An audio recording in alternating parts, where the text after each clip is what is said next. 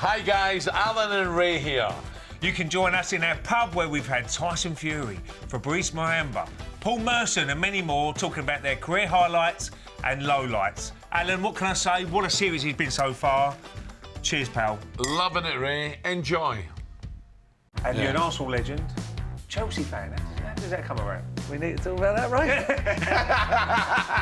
What was he like to work under? Harry Redknapp. No, the best. The best. I personally think he's a better tactician than Arsène Wenger. Now, hopefully I've got this right. Yeah. Sir Elton John called you up? Yeah, wanted to lend some money.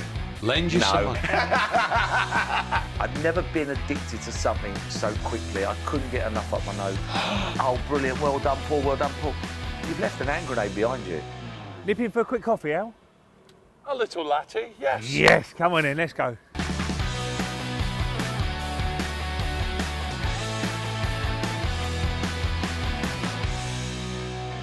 Nurse! Oh, no, what are you doing? How are you, pal? Yeah, good, you, mate? Are you all right? Yeah, good, Well, I've mate. got a shot Good. for you coming. Hello, Merce. How you doing, mate? What are you doing in here? Yeah, What are you you're doing right. in No, here? I didn't expect to see you two. How are you, mate? Well, how are you? Yeah, good. Yeah, Oh, I'd say good? Yeah, it's good, yeah. Well, welcome to the pub. I know, yeah. Lovely. I've been in one of these for a while. I know, you're doing brilliant, by the way. Cheers, thank You're you. doing, I So, wish Merce, I- how long's it been now? Been over 3 years now. Is it? Yeah, Brilliant. Yeah, it was 3 years on January the 6th. And you're Wow. okay with being around the environment? Yeah, you know, I don't go in there all the time. Do you know what I mean? Yeah, it's not a problem. Yeah, you know, please, no, thank not you. a problem. Yeah, not all the time, you know, every now and then for Sunday lunch, but And you're Yeah. an Arsenal legend. Chelsea fan. How does that come around? we need to talk about that, right? Arsenal fans like me. You know they what? still like you, I've supported Chelsea since I was about 5. Is you? Yeah, and you never change your That's team. weird, that is, because your dad was an Arsenal fan, wasn't All my family are. You know, my 3 older boys he? Yeah. are Arsenal fans, but when Freddie was born, bang, Yeah. Chelsea fans. Just Chelsea with mad. Chelsea then, what era are we talking about? Who were your favourite players? Ray Wilkins is my hero. Oh, God He was bless him. God bless him. I mean, people say don't meet your heroes; they'll disappoint you. He no. never disappointed. He was, Gentleman. you know, he was someone that I always kept on thinking. I wish I was like Ray. You know, he was just such a played nice against him bloke. when he was captain. Yeah, and you know, captain at Chelsea at a young age. So yeah, I mean, and I never changed my team. But my dad asked me. My dad wanted me to sign for Arsenal. You know, if I'm being honest, I didn't want to sign for Arsenal, not because I didn't like Arsenal. I didn't think I was good enough. Did you get a chance at Chelsea when you were a youngster, or not really? Not really. I mean, Chelsea weren't very good then, to be fair. right, yeah. I mean, Well, were they down? yeah, they were like Second division? Second division, yeah. Which sounds really bad, but it's only in the old Division 2. Just going back to your career, Merce. When did you know this is it? I'm going to be a footballer. Oh, never. No, honestly, no. No, I just wasn't like that.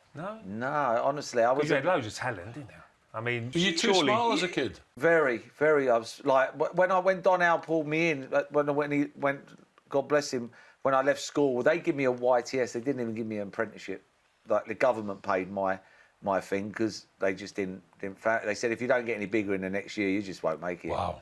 Too small. Messi, hello. Too So small. what happened there then, Merce? That puts a little bit of doubt in your mind, doesn't it? Yeah, I mean, Did you have to go on loan? Yeah, but no, before that, I never played in the youth team. Pat Rice was my manager. I never played in it. I was sub every week. I used to come home and go to my dad, I don't want to play anymore. Don't want to play. Can I stop? Because my mates were getting $150 a week working on a building site. I was on £25 a week. And I was travelling 21 stops. And my dad said, keep on sticking it, stick it. And I got my lucky break, believe it or not, was the Guinness Soccer Sixes. I mean, Arsenal weren't in it. A team pulled out and they rung Arsenal and said, do you want to send a team up? And we went up there and there was no football on telly in them days. Where was that? It was in Manchester and they had it on ITV at about 10:30 I think it was a Tuesday and a Wednesday night. And we won the Tuesday night, so we stayed for the Wednesday. That's right. And it was massive. And I was like I played really well in that, and that was it then. Charlie Nicholas done a big thing saying how good I was going to be, and I was sort of better with the older lot playing with better players. What age was Charlie compared to you? How many years older? I think he's only about 5 or 6 years. Because he older. was Champagne Charlie. Oh yeah, he came took down. me under his wing. I used to stay, Charlie's fault. I used to stay at his house. Yeah, I used to stay at his house and everything. So. Charlie scored some great goals. Yeah, he was a special And player. George Graham, of course. I think you've got a lot of respect for George, haven't you, Paul? Yeah, majorly. I mean, if it wasn't for George, God knows where I'd be. I mean, he'd give me a million chances. I think Sometimes they used to suspend me for 2 weeks, and I used to think, what are you doing that for? Fuck, I ain't going to go home and drink and gamble. Did George know you had a big problem? I think so. You know, in them days, the people used to write letters to him, like Merson's in here drunk and he's taking drugs, and I just used to say, they're Tottenham fans. What was harder for you? Was it the gambling, giving up gambling or drinking? No, gambling. I didn't really enjoy drinking. I never picked up a beer and went, that's lovely. I just drunk. Do you know what I mean? It's part of the game, though, It was part of the game, and Yeah. it was like I just drunk take me out the way I felt, and it gave me that confidence and everything. I was very shy as a kid, so it helped me come out of my shell. And I think the environment at Arsenal as well, it was a lot to do with that, wasn't it? I mean, Yeah. the Tuesday club and... But it wasn't just Problem Arsenal. is, I was No, a no, bit of course that. not. You know what I mean? It was football, wasn't it? It Yeah. wasn't just Arsenal. Yeah, and I was one of the culprits, if I'm being honest. Yeah. Do you know what I mean? I was one of them. I would come on, we got to go. You know? Yeah, but you know why? Because you're a character. Yeah. And that was part of the buzz. You finish training, you feel, wow, magic. You feel $1 million. Where are we going, boys? It's adrenaline. Yeah. You don't realise, how good you feel. Yeah, and that was my problem, is like, when I was playing in front of 40,000 people, when the game finished, I was lost. I'd get in the dressing room after the game and I'd be like, what happens now? Yeah. And that's why, I'd done what I did. I wanted to get back up to there again. I think there's a picture, I've done a documentary a while back on gambling not long ago, and at the start of the programme, there was a picture of when we won the league in '89 at Anfield, and everybody's, and I'm just sitting there, my eyes are like gone, like, what now? Yeah. What now? The buzz is gone. I need, what can I do? And that was my problem. Obviously, drink came first. What age were you having a bevy? 15, 16? Yeah, 16, I would say, so my first drink was 15, but 16, as soon as I could start going out with the lads around on my estate. Yep. All right. And then my drinking was from 16 years of age till I stopped at 50 years of age or just before 50 I couldn't, as soon as I started, I couldn't stop. You see me, I went out with you one night, you even went home, do you know what I mean? And I stayed out, I could never I could never just stop, even when I'd had enough and had enough. Yeah. That night when we went out, I'd had enough. So you go to get drunk, not just to I don't have a go crack. out to enjoy myself. I go out. Yeah, I have no intentions. I used to say to Kate, I'll be home at a certain time. I didn't leave the house with the intentions of going, fuck you, I ain't coming home. Yeah. I didn't have that. I honestly thought I would come home, but as soon as I had that drink in me, I just couldn't stop. I just couldn't switch off. Do you have to work really hard now not to go down that road again? Do you find it hard? Or With the gambling, I do. Gambling, I'm not going to lie, I love gambling. Yeah, I know, loved it. obviously, I remember you, Merce, for Yeah, years, so- I loved it. As I say, I didn't really love the drinking. I didn't go, but I loved the bet. But what got us into gambling? I still have a bet, right? But I had a stage where I was betting too much. It was boredom. So much free time. That was part of my problem. Because people who like horses, involved in the horse, used to come to football. Yeah. And they'd help you, you'd help them. Before you know it, you're having a drink, you're having a bet. Yeah. It was great, but it's not good for you. Yeah, what was you betting on, Merce? I know, was it everything? It would be easier to go on what I wasn't betting on. Yeah. Well, I room with you, didn't I? Yeah. So mine was longevity bets, like things that were going to go on for about an hour and a half. I wouldn't go in a casino and have it all on red or black. I don't see the buzz, too quick. I needed like football, rugby, tennis, golf. Test match. I'm waiting 5 days for my money. American Too long. football. American football, things like that. Yeah. Just to get me out of the way. As Alan said, with the boredom, it was sitting with myself. I was always itchy. I didn't What do like. you make of it now, though? Every day, switch the telly on. You know what? I have. If I'm watching Super Sunday on a Sunday or a live game, I know at half-time an advert's coming on. That's as simple as that. It's irrelevant to the game. Not a problem. My choice. Yeah. Go out and make a cup of coffee or turn the telly over. When you're listening to Mellow Magic in the car, and it's really for old people, do you know what I mean? Like for me, people like that, and you're getting adverts on gambling on there, I personally think that's shit. When did you suddenly think, God, I've got a problem here? Was it just lack of dough, lack of money? When did I have a problem? I don't know really, because I've lost everything. I don't know how many times over. That's the madness of it. Because you get angry, don't you? Yeah, it's not like I lost all my money and then bang, that's it. It was the same as a drink. I've been done drink driving twice. I've been in trouble with drinking. I've been suspended from Arsenal 2 or 3 times, sent home from Singapore. And the penny still didn't drop. That's where the insanity comes into it. And it's like with the gambling. I've lost everything, God knows how many times. But my brain will still tell me that I'm all right. And that's where it's so dangerous. You know. So is that why people should seek help? It's an illness. People are ill. They're not. I always try to be good. I always thought I was a bad person, always trying to be a good person and fouling horribly. But I wasn't. I was an ill person who needs to get well. If someone said to me, "You've got a nut allergy," I wouldn't eat nuts, would I? And it's the same with a drink. If I had a drink now, I ain't going home to. Was that a reason to forget about what you've done, gambling sometimes, with a drink? Yeah. You wake up in the morning and go, oh, what happened, sort of thing. Yeah, I mean, the thing is, it's like, I do my money or I have a drink, don't come home, let Kate down. Then you start feeling the self-worth goes out the window, you hate yourself, and then you think, right, I don't want to feel like this. No. How can I make myself not feel like this? I know what I do, I have a drink and a bet. You hear all these stories about this and that and cocaine. When did that come into it? When the drink weren't enough. Oh, really? Yeah, I was up 26. I was drinking heavily and it just wasn't enough. And then one day I went into a pub in Boreham Wood called the Mousetrap. I was meant to meet a mate of mine. I went in the wrong pub. And I went in there and I'd been around drugs before because of people that I know, but I never took it. I was one of them people I just know. And I went in this pub and it was great atmosphere and the lads in there were going to have a bit of gear and I was like, nah, I'm not doing that. And it's weird. I went home that night and I knew I was going back next week. I knew I was going back. A whole week later, I knew in my head. And we played Everton away and I scored a chip against Neville Southall at Goodison Park. And I got off the coach and I went straight to the Mousetrap. Yeah. And I've never been addicted to something so quickly. I couldn't get enough up my nose. Like people were like, what are you doing? Like I was literally in the end, I was sitting indoors with like 8 grams.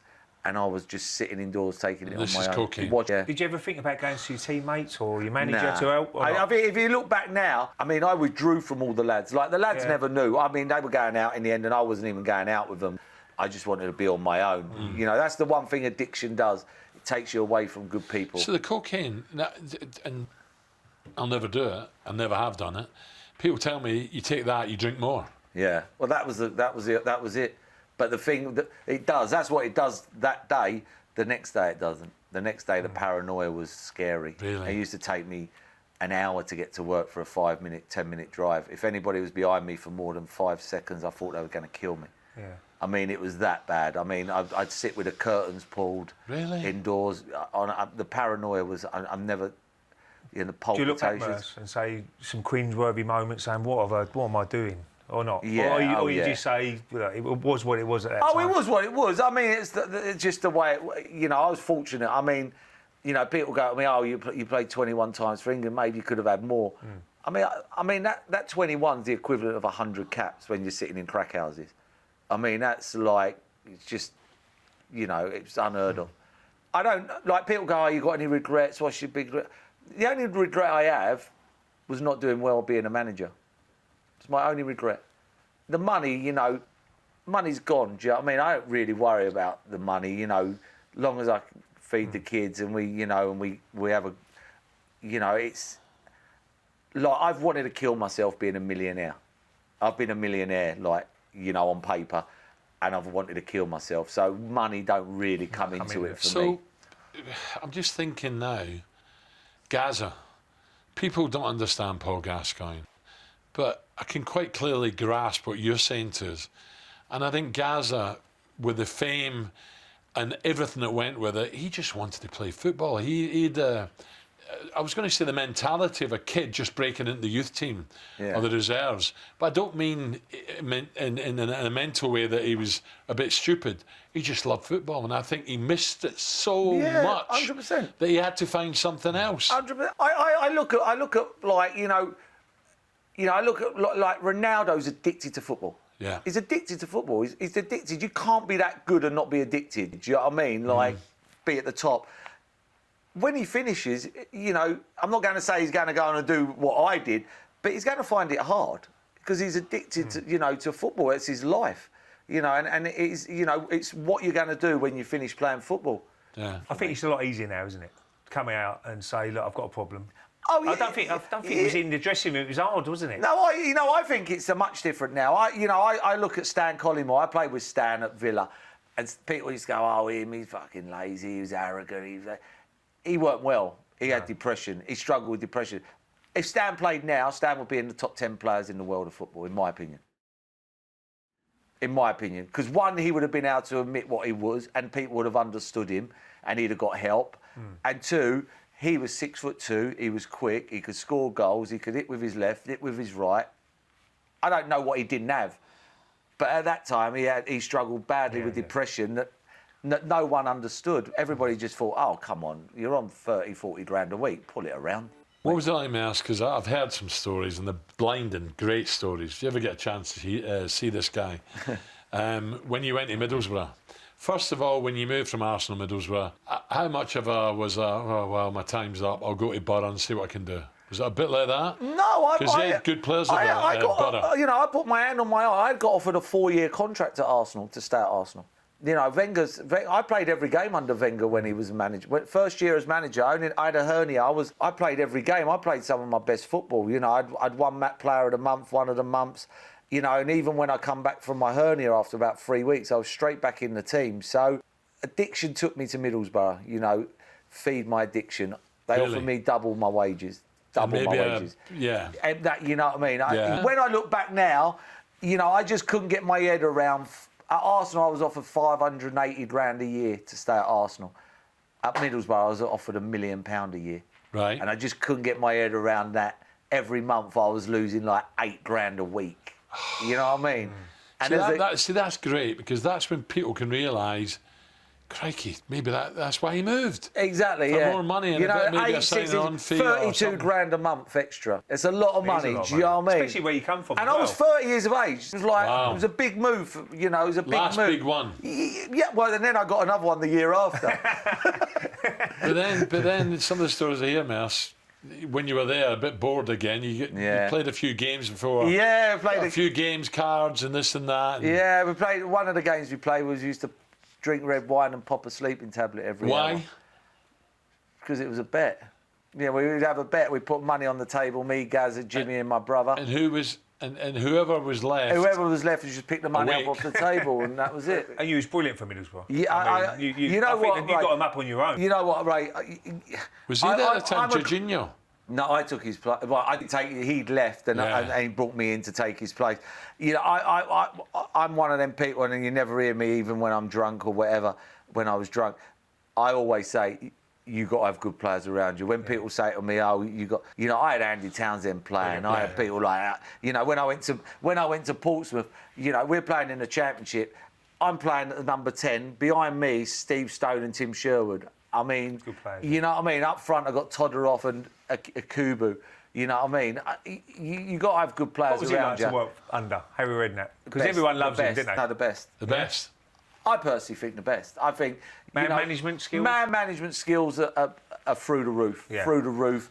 I think tactically, I get a bit. I think it's a bit disrespectful when I hear people go, "Oh, he's a wheeler and a dealer." He's tactically so good. It was unbelievable. He goes mad when he hears that as well. Yeah, and I'm rightly so. So he should have been a good manager for England. I personally think he's a better tactician than Arsène Wenger. I personally, Arsène was blessed with players. Do you know what I mean? He would tell you what to do, and you go out and do it. And it wasn't hard. When you got top draw players, you don't have to tell them twice. That's the one thing I couldn't have when I went to Middlesbrough. Really Villa, and definitely when I was manager at Walsall. How many times you had to tell people? The manager had to tell people what to do. I couldn't get that. Like at Arsenal, if you were told twice, that was it. You were out. You're not playing for Arsenal again. That's the one thing that separates these people up here to these people who are playing around here. Told once, that's it. These people, once, twice, 3, 4 times. Here's a curveball, but not men. I'm just intrigued, because we were talking about it the other day. How's Jack Wilshere? How do you think he's feeling at the moment, Mers? Because that kid showed so much promise, showed brilliance, and now the poor kid, he's in limbo. He's like, what's gone through his mind? I wish I was Jack Wilshere's manager. Jack Wilshere would have been the best. Would still be playing now, and he'd be as good as what he was. In what way? You'd have looked after him? Because he'd have never tackled anybody. Never ever tackle. I'd have never made him make a tackle in his life. It's not his job. His job was to provide and make things happen on a pitch. You know, you watch Jack Wilshere play. How many times did you see him stretching for a ball and trying to tackle someone? He didn't have to tackle. That weren't his job. I played over 700 football matches. How did I do that? Because I never tackled. People go, oh, why do you get stuck? That's not my job. It's not my job. My job was to provide people to score goals. That was my job. And if I didn't do that, I was out the team. My job weren't to win 50-50 tackles. No way. And it makes me cringe because the kid is so good, and I just so many times I see him tackling people, and I used to think, don't do that. It's not your job. Oh, Gaza got hurt, didn't he? And Gaza was the same. You know, being brave is not winning 50-50 tackles. Being brave is getting on the ball when it ain't going very well and your team are losing and the crowd are on your back. Getting on the ball, that's brave. Like, I like John Joe Shelby.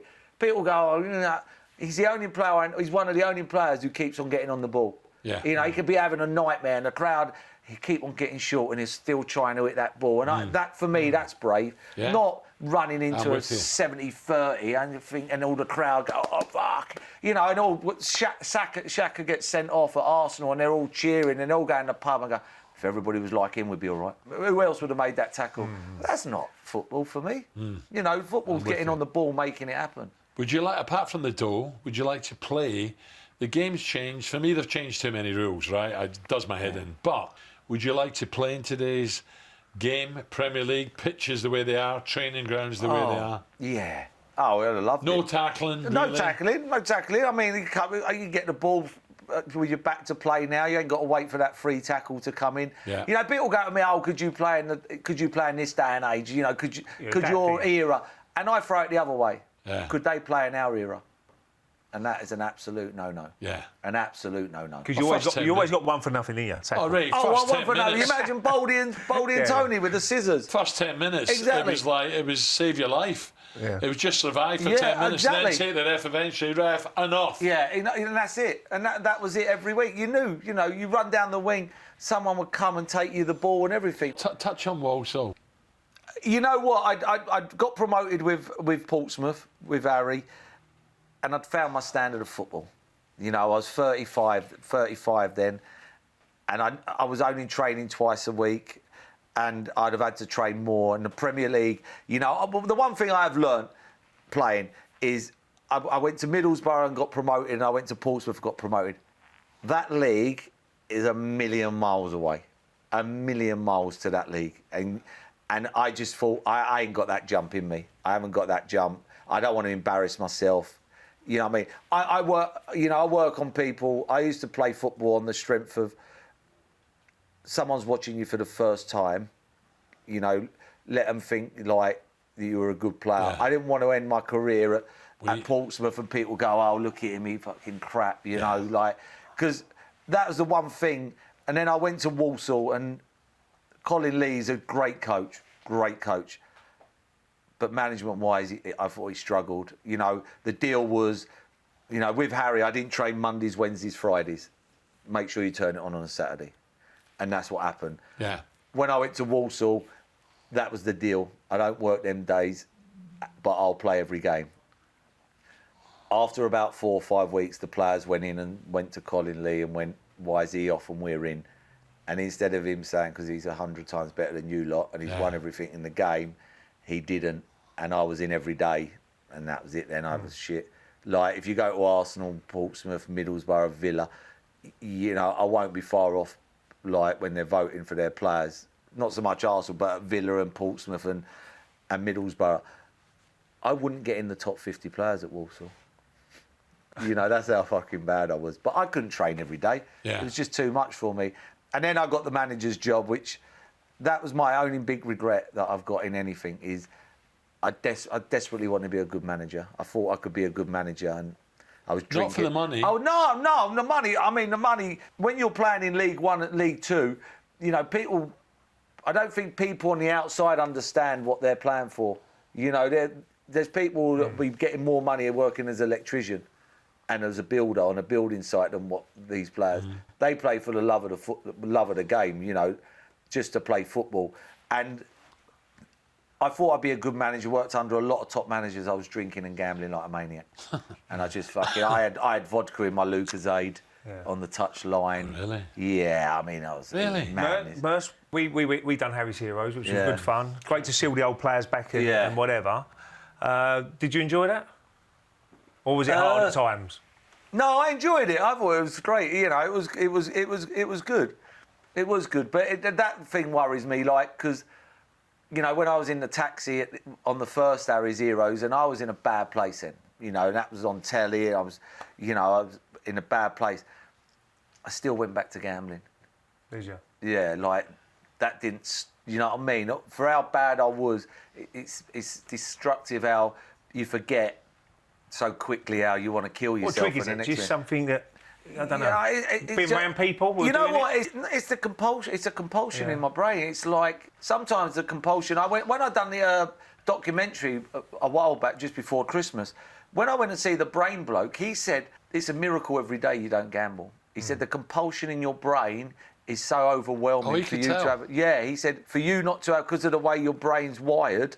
It's back to front. It's back to front. What the message that I should be getting don't come. Wow. But that's no excuse. Don't get me wrong. It's not an excuse for me to go out and go, I've never heard that before. It's interesting. See, the problem is with drinking and gambling, I still think there's a stigma about gambling. Like, you could go in a pub, or if I was drinking now and I come in the pub, I went, I've been over 3 days, you'd fucking find it funny. You would. You'd go, where you been? What have you been doing? What have you been doing? But if you say, I've just dropped 100 grand gambling, you go, oh, you fucking mug, what have you been doing? You mentioned casinos earlier. Yeah. Thank God you didn't do casinos, because that's even worse. I didn't even make Vegas. I went there for a fight. I went not to for me. I went to the I went the Ricky Hatton fight against Mayweather, and I got on it, and I met friends from school in Glasgow. And eventually they said, "Where are you going?" I said, "I've got a shower. I've got ringside for the fight." I said, "What are you talking about? I got beat. It was yesterday." Oh, really? I hadn't been to bed. But I didn't play the tables. Yeah. Weird. Yeah. And so I go to Vegas. I missed the fight. I don't play the tables. Yeah, where you go? I thought, why did I go to Vegas? Why did I go to Colchester or something? Yeah, well, Tony Adams was just your teammate as well. He went through that stage, didn't he? And I remember Tony ringing me because he was local to me. Don't ask me to go down the pub for at least, 2 years, because I know if I go in that pub, I'm going to have another drink. And You spoke to Tony about all this? We met up just before Christmas. Yeah, he come over to Tedderton for a chat. Yeah. Because it's an incredible story. He claims, he wasn't sober playing football, and at that level, England, Arsenal winning is remarkable. Yeah, I mean, fair play to Tony. I mean, he stopped and then stopped. I mean, that was... I think football was much more regimental then, wasn't it? So you knew exactly where you stood. You play Saturday, Sunday off, Monday, Tuesday hard. Tuesday, Wednesday That's off. where the Tuesday clubs are around. Wednesday off, Thursday train, Friday play, Saturday, Sunday off again. So everybody knew exactly where they stood when you can go out. What do you make of the current footballers now? Do you think gambling could be a real problem? 100%. Yeah, that's all they can do. They don't really get. I don't mean that in a horrible way, but they can't go out. The phone cameras nowadays. There was no phone cameras when I was taking gear, and all that kind of stuff. But has any club asked you to go in and have a chat with the players? No, they're not interested. Why would they be interested in that? Well, because you give them a little bit of advice. You've been there. Yeah, but. And this is how you got off it. Yeah, but this is when I got in trouble at Arsenal. Mike Parry was in charge of that. He was at the FA. He was in charge. He sent me into treatment. Mike did, and they sent me in for drink and drugs. Nothing about gambling. Not a tap. No. Because they weren't interested in the gambling. The gambling ain't gonna. They don't think the gambling's going to affect your game. Drink and drugs is going to affect your game, but they don't think the gambling is mentally. Of course it does, but they don't play. If players were on drugs, they'd have you in all day long talking. But gambling, they don't fuss. So do you still have, with the booze, AA is brilliant. Okay? Yeah.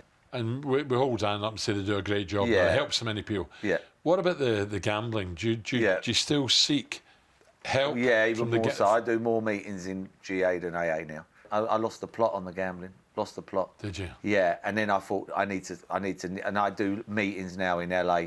A lot of meetings in LA. The sport on telly now, there's so much racing. Well, my job is watching sport. Yeah, but the racing now on telly, that You know what? I've never. That was the one thing. I haven't had a horse bet in 15 years. Frank That wasn't Dettori your used to thing, be was a it? good friend of mine, and like, yeah, I just find. No, tell a lie. That's a lie. Whenever Annie Power fell at the last, that was the last time I had a horse bet. Do you know what? We're only talking about that this morning. And that was. I never forget that. I had the accumulator that day for a lot of money. I mean, life just to let change. people know what we're talking about. Yeah, there was was 3 favourites that raced all went in, beforehand. and there was doubles, trebles, Yeah, accumulators. all in, and I'm waiting. And she went to the last clear. But Ruby Wells I just never had used to to jump. watch the race. I never used to watch the race. I always used to sit in the bar and watch it on the telly. I'd never go outside. And I was watching it, and I'm waiting for life-changing money. I'm life-changing money, not like, 10 grand, 5 grand. And this was life-changing money. And I was waiting, and I was standing there, and it was going well clear. And I said to the bloke next to me, "It'll fall." And he went, "No chance." I went, "You what? Look how fast he's coming into this. He could fucking stop this horse and just walk it over the fence." over. And he was going quicker and quicker and quicker and quicker. And he fell. And I've never, ever heard a reaction anywhere in the whole world of sport. I was the whole there. place went, literally, This like is, that. This is Cheltenham. Yeah, I was there. There's got to be how many people there on that? 60,000? And everybody at the same time went, and it just went deathly silent. Yeah. And I never forget that. That was it then. I thought, and What I did you- I see Ruby Walsh a year later at a charity doing the Grove, and I was standing next to him in the toilet, and I went, "How the fuck did you?" How many how'd you people fall?" have asked him that? I went, but I was genuinely meant it. I went, how the fuck did you fall? You could have literally He said she jumped to shadow, didn't he? yeah. So what did you do that night? Got absolutely paralytic. Just on booze? Yeah, just drunk. I'd done my money. That was it again. But that was life changing. What about people who have tried to help? Am I right in saying, hopefully I've got this right, Yeah. Sir Elton John called you up? Yeah. What did he want and what did he try and do? Wanted to lend some money. Lend you some money? No, he wanted me to lend him some money. Big chairman of Watford. No, I said. I thought I was going to say, he- Mass, I've got a couple £100 here, can I help? You know what? Money. Yeah. I was going to a meal up in London, a dinner, and I got a phone call of someone say Elton John wants to talk to you. I was like, bit of a lot. You're joking me. He said he's going to ring at 1 o'clock. I said, well, I'm at a dinner. I'll be out at 4. And he rang me, see how I was. Yeah, I never forget that. And we've stayed in touch ever since. Yeah, lovely. Yeah, he's caring, just interested in how I'm doing. Do you know what I mean? We were supposed to go to New York next week, me and Kate, to watch him at Madison Square Gardens, but Kate's dad sadly passed away this week, so we can't. Sir Elton's, he's booze-free, isn't he? Yeah, he And does. drugs-free? Yeah, booze and drug free for many a year now. He never gambled though. Never gambled. I enjoyed his film. I enjoyed Rocket Man. Oh, his film was good. I thought it was a great insight to, yeah. But it's there's a lot of people that don't drink that are in AA that you'd be surprised. Yeah. You know what I mean? And I think Tony did mention that because of the sporting sharp. What did you say? Yeah. 70% of gambling. Now it's what it used to be. It used to be 70% drink, 30% gambling. Yeah. For the first time ever, it's swapped round the other way now to 70% gambling. And most even shirts have got betting companies on, and kids are buying it. I know. Look, it's a bloody. They don't have betting on kids shirts. Oh, but they still see the main shirts, don't they? And so what's Yeah, that? you know what? I'm at Parliament in a couple of weeks' time to talk to the MPs just about certain gambling regulations, which, if I'm being honest, it's a fucking waste of time. Well, They'll just kick it down the road. They're not interested, you know what I mean? Too much big money in the industry. There's big money in it. There's big It money. changes hundreds of times on these boards now, electronic boards, different betting companies, how you can bet. Look, a lot of people will say, hold on a minute, we're all grown up. Your mother can't hold your hand all your life. Yeah. Should the clubs be getting income like that, or should they say, look, for the sake of it, for young people coming through, we want them to support the club. We don't want to encourage, regardless of the money. Because Peter Shilton was like that. Shilton said, we're totally against that. The kids can watch football games, want to emulate the heroes, and they're seeing these gambling things at football. Should that be stopped?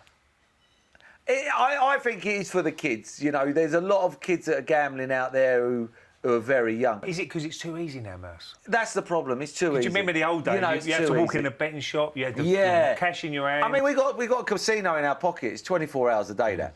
Yeah. Do you know what I mean? Lucky enough, my stuff's all blocked on my phone. But That's the problem. It's easy. So easy. You know, and it all I starts don't off have a count. I phone Ray.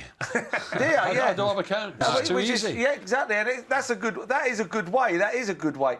I think they are making an effort now, the gambling companies. I think they're more what's the name with getting bets on. You know, the more people I talk to, the more people go, oh, it's hard now. It's a hard game. It's hard to get bets on. You know, they want to see bank accounts. You know, and I think fair play, they are trying to change it. And your book, Mercy, is called Hooked. Yeah. Was it good to get it down on paper? Did that help you?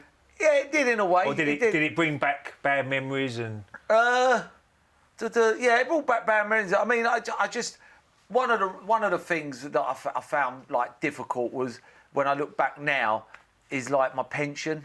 Yeah. You know, 35 years of age, they come to me, PFA and the pension people, and said you can have your pension now. Don't get me wrong. I thought they would. When I'd have kissed their feet when they give me it. Yeah. Do you know what I mean? But when I look back now and they knew I'd been in for treatment with gambling, should they have given me it? And someone earned a lot of money out of it. That sort of sickens me a little bit. But at the time, you know, I thought it was great. But at the time, if they give it, let's say they didn't give you a lump sum and you got it every month, you'd probably still have done it every month. Yeah, I don't blame them, but I just think there's horses for courses. Do you know what I mean? I just think, you know, someone along the lines made money out of, you know, would I walk down the street and give a heroin addict a needle? Well, let me give you an example briefly. So I finished at 27, retired from football, and my pension was a bit of a saver, but I didn't put loads in, and it was a PFA endorsed professional football endorsed pension.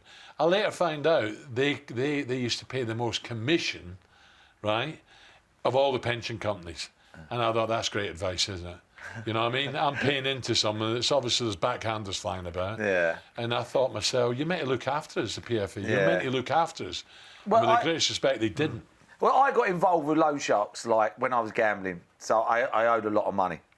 100 grand I owed, which is a lot of money for me, believe me. How long ago? 4 years. Yeah, still a lot of money. Don't matter, it was Well, more to then. me, it's a lot of money. 3 years ago, this was. 3 years ago. You know, I'm not a professional footballer anymore.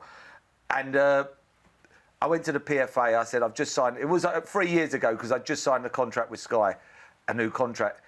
I said, I've just signed a 3-year contract with Sky. Please, could you help me? Could you give me a loan for 100 grand? Yeah. And I'll pay out my Sky wages. Every month you'll get £3,000 a month because the interest is killing me at the moment. It's absolutely killing me. It's sending me to a grave. Yeah. I'm struggling badly with it. And Sky had agreed, you know, they'll take the 3 grand to pay it out for me. Wouldn't do it. PFA wouldn't do it. Why? What was their reason? I ain't got no money. Well, they have got money. Well, I know that, but they just wouldn't give me it. If I wanted a new set of teeth, they'd have given me it.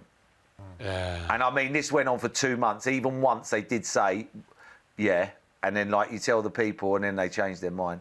It was like mind blowing. I'd never forget it. I mean, I could never forget what they did. You know, they're supposed to be there for like to help people. Do you know what I mean? Yeah. What about people, Paul, who watch you on Soccer Saturday and say, this guy, he's great. He's great entertainment. He knows the game. Why did he ever get? Why did this happen to him? Because you're an entertainer. You're very witty with Jeff on the show. In fact, on the show you're great, and people probably don't understand what you've gone through and why you've done it. Because you know this guy had everything. What's he done? Yeah, I you know what? I don't.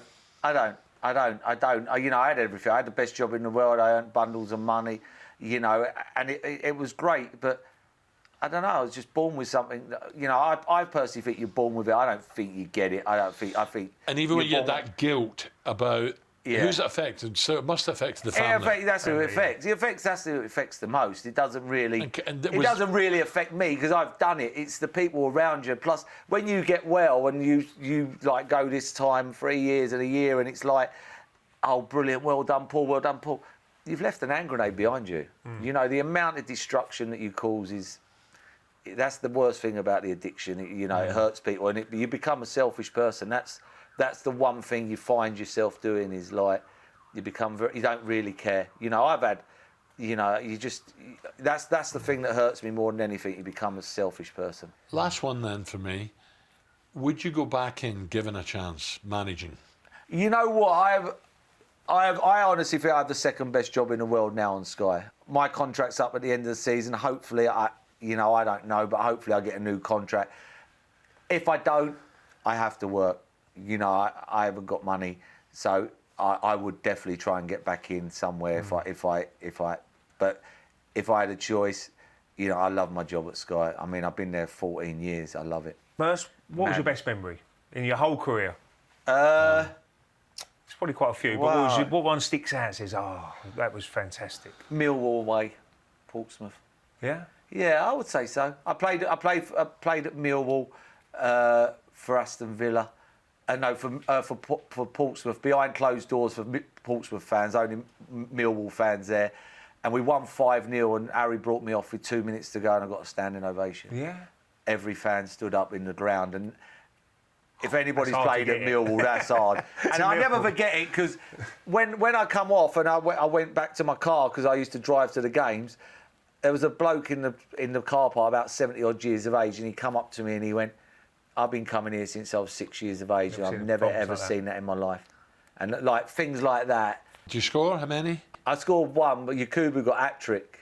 But yeah, I scored one and yeah, it was one of them games where just everything went right. So I was passing balls and I was thinking, how the fuck that's get there? Did Harry take you off because he appreciated you were brilliant? Yeah. And he wanted to see the response, maybe? Yeah. I know it was away from home. No, yeah. Oh no, Harry was like he's clever. He's clever. He's, you know how he's not managing now somewhere. I find it extraordinary. And how do you hope the future to pan out, Merce? Come on. You know, stay clean and do what you're doing. Yeah, and your family. you know, I try and a day at a time. Honestly, my life is really like that. It's because I've seen it too many times blow up, and 1 minute everything's great, and a week later I want to kill myself. So I try and keep it a day at a time. You know, it's horrible to do something like drink and gamble that you don't want to do, and you do.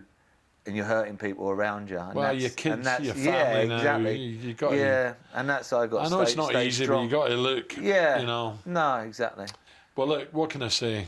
Fantastic. I knew it would be. Oh, thank you. And my fingers crossed and prayers as well that you keep going, Merce. You've done brilliant so far. Thank you. Just keep it going, mate, because them memories are great and it's lovely. Hopefully people loved it as well listening to you. And you'll be helping people as well, mate. Absolutely. I hope so. You know, thing. whoever's out there who needs help, you know, they're ill. They're not a bad person trying to get good. That's the one thing, because if you think you're a bad person trying to get good, it's never going to work. No. You're an ill person who needs to get well, and I think that's the important message for me. Well, brilliant, mate. Cheers. That's Time at the Bar. Thank you to our special guest, by the way, Paul Merson, for being so open and honest. And thank you to guys for watching. I hope you enjoyed it. I'm sure you did. Look after yourselves, and we'll see you next time. Merce, brilliant. Thank you. Cheers, Al.